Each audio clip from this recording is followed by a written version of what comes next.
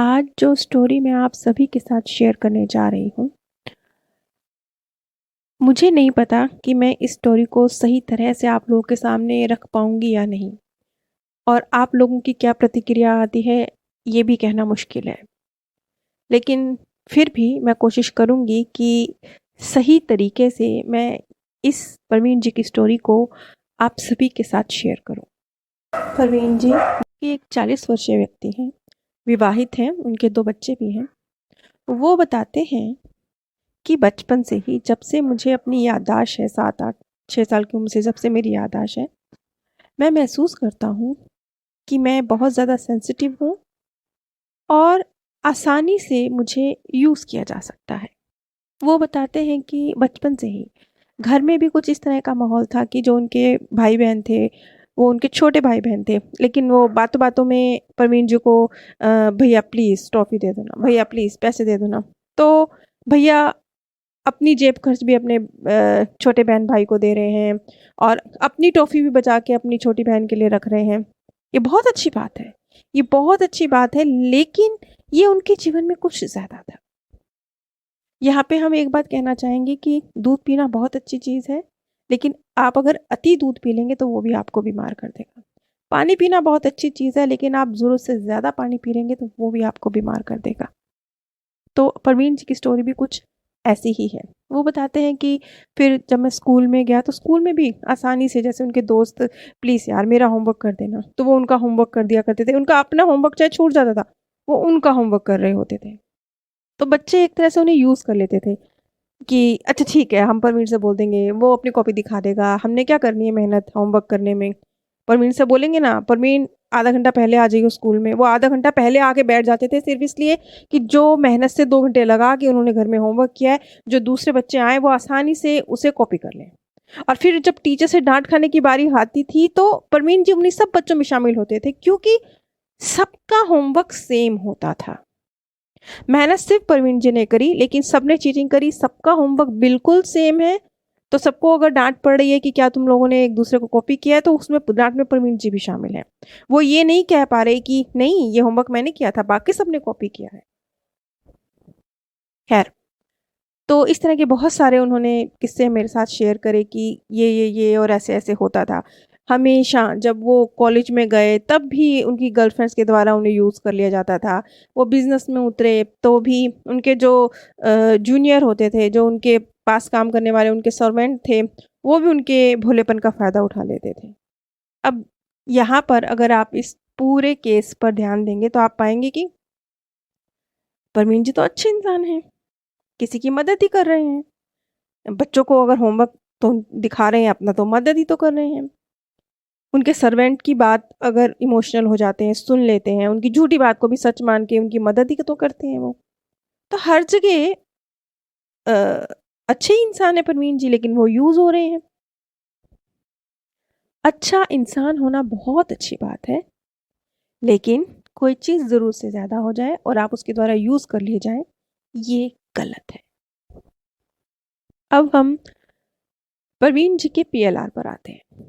अब परवीन जी ने जो देखा उसे हम खुद भी बहुत, क्योंकि हम नहीं जानते वो उन्होंने अपने आप को किसी अन्य प्लैनेट पर देखा है या उन्होंने अपने आप को सोल वर्ल्ड में देखा है, लेकिन जहाँ तक समझ पाए हैं वो अपने आप को किसी अन्य प्लैनेट पर ही देख रहे थे, क्योंकि बहुत स्पष्ट नहीं था और उनकी आवाज़ भी इतनी स्लो थी कि समझने में दिक्कत हो रही थी।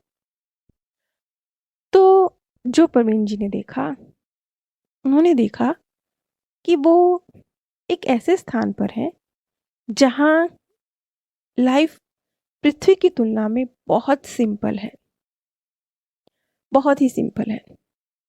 वो एक ऐसे स्थान पर है जहाँ वो आसानी से सामने वाले की फीलिंग को समझ पाते हैं। जैसे इस धरती पे कहा जाता है ना कि इमोशनल इंटेलिजेंसी होनी चाहिए, सामने वाले की स्थिति को समझना चाहिए, तो वो कह रहे हैं कि ये चीज़ कुछ अ, सामान्य ही थी। ये चीज़ सब में ही थी कि हम सामने वाले व्यक्ति के इमोशंस को समझ पा रहे हैं। उसको क्या महसूस हो रहा है हमारी बात से, हम वो जान पा रहे हैं। अब ये सारी जो जानकारी दी है परवीन जी ने, ये एक्चुअली पता नहीं वो क्या ही बोल रहे थे, क्योंकि उनकी बातें कुछ बहुत क्लियरली समझ नहीं आ रही थी। ऐसे लग रहा था जैसे पता नहीं कौन सी ही भाषा बोल रहे हैं। ये सारी जो उन्होंने बात रखी मेरे सामने, ये फिर बाद में, सेशन के बाद में जब उनसे बात हुई तो उन्होंने इस चीज़ को इस तरीके से स्पष्ट किया। क्योंकि मैं तो उनकी बात को सिर्फ थोड़ा-थोड़ा सा टूटा-फूटा सा, और वो भी पता नहीं क्या सुन पा रही थी, समझ तो कुछ नहीं आ रहा था। लेकिन उन्होंने जो बताया उससे ये समझ में आता है कि शायद प्रवीण जी ने एक बर्थ अपना, या पास्ट के शायद कई बर्थ एक ऐसे प्लेनेट पर गुजारे हैं जो पृथ्वी की तुलना में बहुत सॉफ्ट है।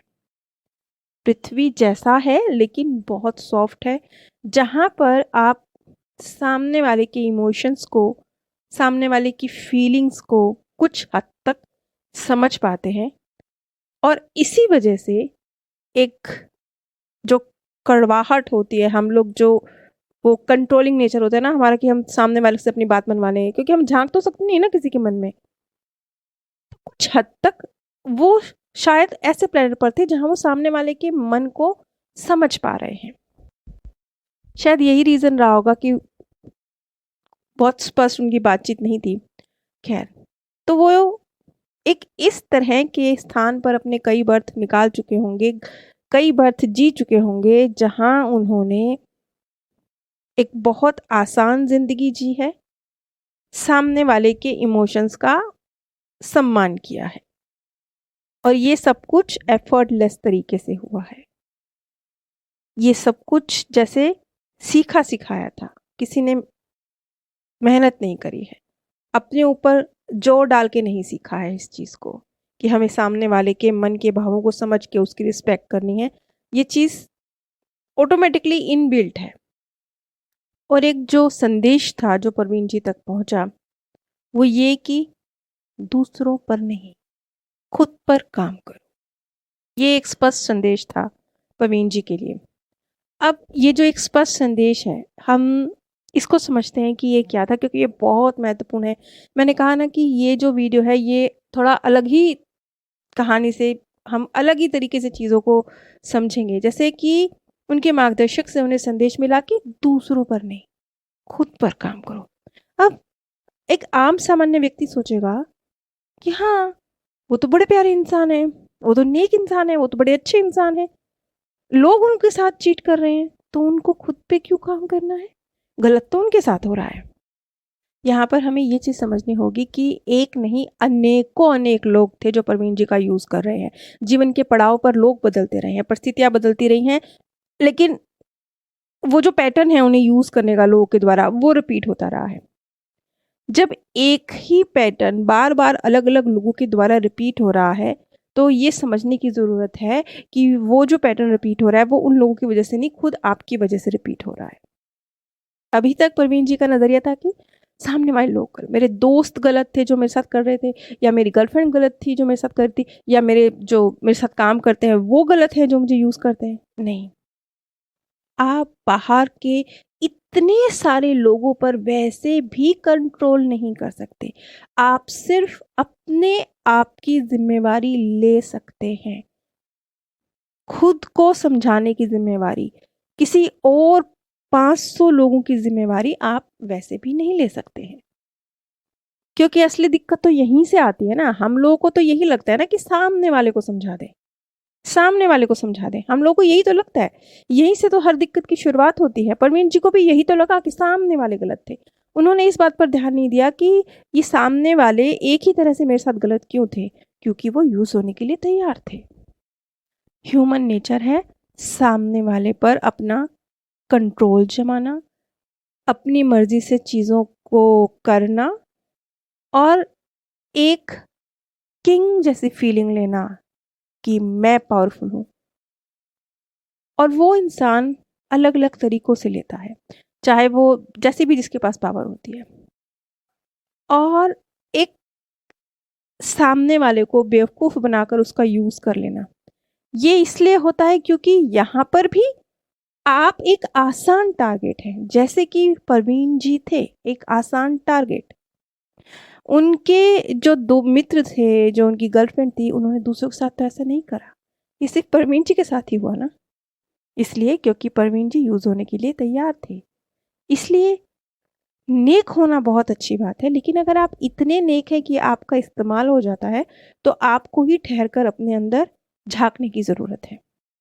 ये ऐसे ही है जैसे कोई आपके घर में आकर चोरी नहीं करना चाहता, लेकिन अगर आप घर में बिना ताला लगाए अपने सारे दरवाजे खोलकर, अपना सारा कीमती सामान खोलकर, घर के दरवाजे खुले छोड़कर 10 दिन के लिए घर से बाहर चले जाते हैं, तो 100% आपके घर में चोरी कम या ज़्यादा, छोटी या बड़ी होगी। वो चोरी इसलिए नहीं हुई कि चोर चोरी करना चाहता था, आपका घर उसकी टारगेट था, नहीं।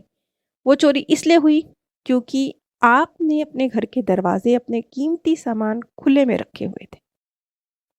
इसीलिए मैंने आपको शुरू में ही कहा था कि इस कहानी को समझना बहुत थोड़ा-सा मतलब अलग नज़रिए से ये चीज़ हमें बहुत कुछ सिखा रही है, लेकिन एक अलग नज़रिए से कि इन चीज़ों को समझने की ज़रूरत है। लेकिन ऐसे नहीं कि अब हम ये सोचें कि अच्छा हमें नेक नहीं बनना है, हमें अच्छा नहीं बनना है, नहीं। हमें बनना है, लेकिन हमें यूज़ नहीं होना है। पहले अपनी ज़िम्मेवारी उठा लीजिए, अपने आप को हील कर लेंगे, अपनी ज़िम्मेवारी खुद उठा लेंगे, तभी दूसरों के लिए भी कुछ कर पाएँगे। वरना परवीन जी की तरह जैसे कि वो खुद ही जीवन में इतना ज़्यादा यूज़ हुए कि उनके अंदर दर्द भर गया। और ये हुआ क्यों? ये भी इसलिए हुआ क्योंकि कई बार कुछ आत्माएँ जो दूसरे प्लैनेट से ताल्लुक़ रखती हैं, वो जब धरती पर आती हैं, तो कई बार या तो वो बहुत कठोर हो जाती हैं या वो बहुत सॉफ्ट हो जाती हैं। जिस तरह के प्लैनेट से वो आती हैं, उनके अंदर उस तरह के कुछ संस्कार रह जाते हैं। इसीलिए कई बार कुछ लोगों में बिल्कुल इमोशन नहीं होते और कुछ लोगों में बहुत ज़्यादा होते हैं। जैसे कि परवीन जी थे, अब इस तरह के भी केस हुए हैं जिसमें व्यक्ति बहुत ज़्यादा हार्डलेस है। वो सामने वाले को दर्द को समझता ही नहीं है। सामने वाले की कोई रिस्पेक्ट उसके अंदर है ही नहीं। दोनों ही स्थितियाँ गलत हैं।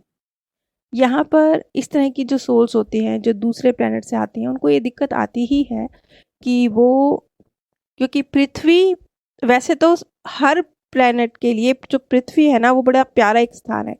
ये एक ऐसा स्थान है वो जिसे जहाँ सब प्लैनेट से आकर ज़्यादातर प्लैनेट से आकर आत्माएँ एडजस्ट हो पाती हैं। आप सभी पर परमात्म सौंदर्य, प्रेम और आनंद सदैव बरसता रहे। आप सभी दिव्य परम धाम में स्थान प्राप्त करें। आज जो स्टोरी मैं आप सभी के साथ शेयर करने जा रही हूँ,